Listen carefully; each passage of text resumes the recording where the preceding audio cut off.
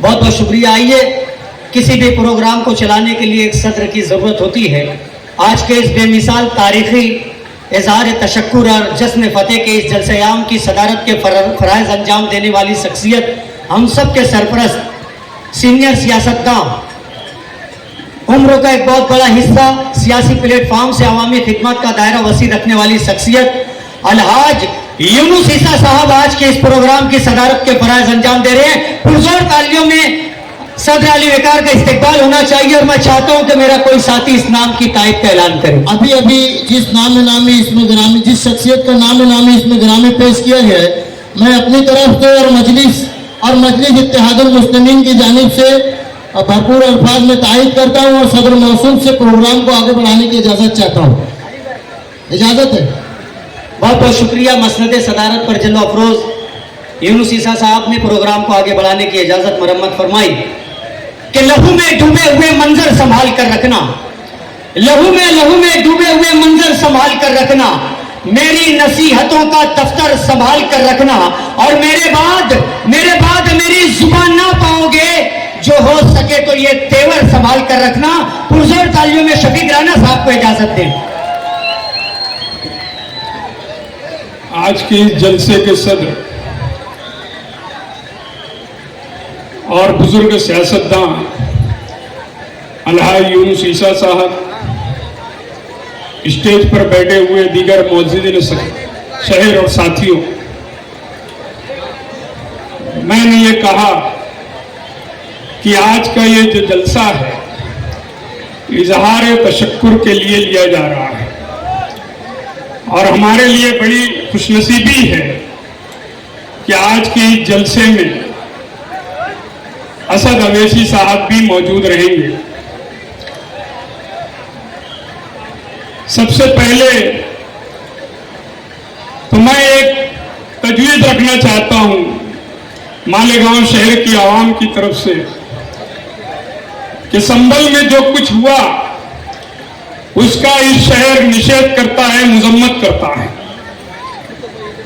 दूसरा कि अजमेर शरीफ की दरगाह को जो निशाना बनाया जा रहा है, आजादी के पहले से और आजादी के बाद से वक्त का हर वजीर आजम, प्राइम मिनिस्टर ख्वाजा साहब के वहां चादर भेजता है, पेश करता है, मगर आज हिंदुस्तान की कुछ फिरका प्रस्त लोग अजमेर शरीफ की दरगाह को निशाना बनाने की कोशिश कर रहे हैं। हम मालेगांव शहर की आवाम उसका भी निषेध करते हैं और मुजम्मत करते हैं। और अगर ख्वाजा साहब के आस्थाने पर कोई आंच आने की कोशिश की गई, कोई तकलीफ देने की कोशिश की गई, तो सबसे पहले इस शहर का मुसलमान आवाज उठाएगा उसकी मुखालफत में। ये मैं कहना चाहता हूं। आज का ये जो जलसा है, शहर की आवाम ने अच्छाई और बुराई की बुनियाद पर जो वोट दिया, हक और बातिल के मामलात को सामने लाकर सच्चाई, हक को जिताया, बुराई को नुकसान पहुंचा, बुराई हारी। और दुनिया में हमेशा बुराई हारती है, थोड़ा वक्त लगता है। जालिम की उम्र ज्यादा होती है, लेकिन जालिम की ताकत ज्यादा होती है, उम्र कम होती है। जुल्म ज्यादा दिन नहीं चलता। आज मालेगांव शहर में रिजल्ट के बाद जो हालात पैदा किए जा रहे हैं और जो कोशिश की जा रही है इस शहर में बदनज़मी पैदा करने की, पुलिस को चाहिए उसके ऊपर नजर रखे। स्कूलों को टारगेट बनाने की बात हो रही है।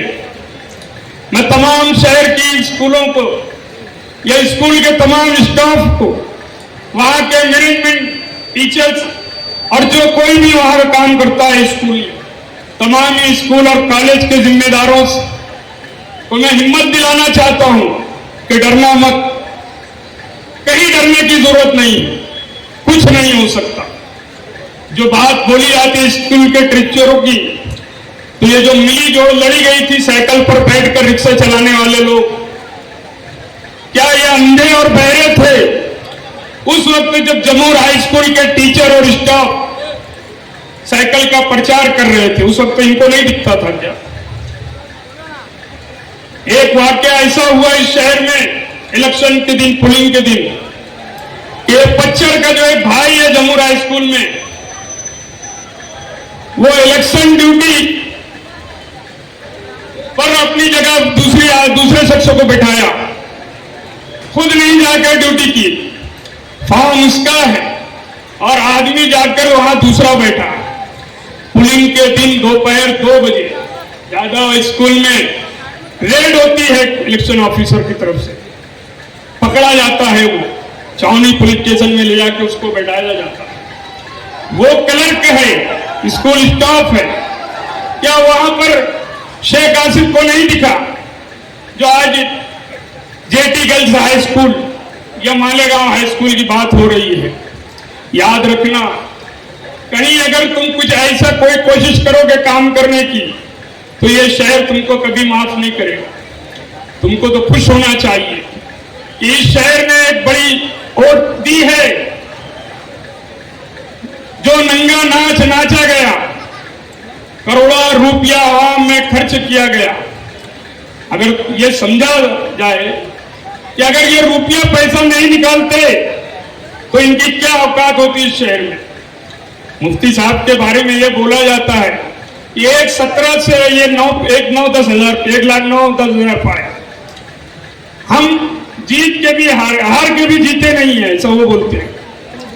अगर वो सोचते होंगे कि रुपये पैसे के बल पर हजारों बोगस वोट चलाकर अगर वो इतनी वोट पा गए हैं और ये कोशिश में है कि कल कारपोरेशन पर हम काबिज होंगे, तो आवाम की ताकत, हमारा ये इत्तेहाद अगर बरकरार रहा तो इंशाअल्लाह इनको वहां भी जगह नहीं मिलेगी। ये वो ख्याल रखें। हम जो इलेक्शन से पहले बोला करते थे कि ये अजीत दादा पवार का फंडर है, ये उसका उम्मीदवार है, ये अभी दूसरा मास्टर चौक की जो बात कर रहा है, ये अजीत दादा की पार्टी ला रहा है इस शहर में। घड़ियाल निशान पर यह कारपोरेशन लड़ेगा, ये उसका प्रोग्राम है। पहले मास्टर चौक का ऐसा चला कि खोदा पहाड़ निकला छुआ।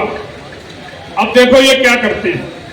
मैं आज बता रहा हूं, ये अजीत दादा की पार्टी का उम्मीदवार रहेगा कारपोरेशन में, उस पार्टी से घड़ियाल निशान से लोगों को उम्मीदवारी कराए गए, ये उसका प्रोग्राम है।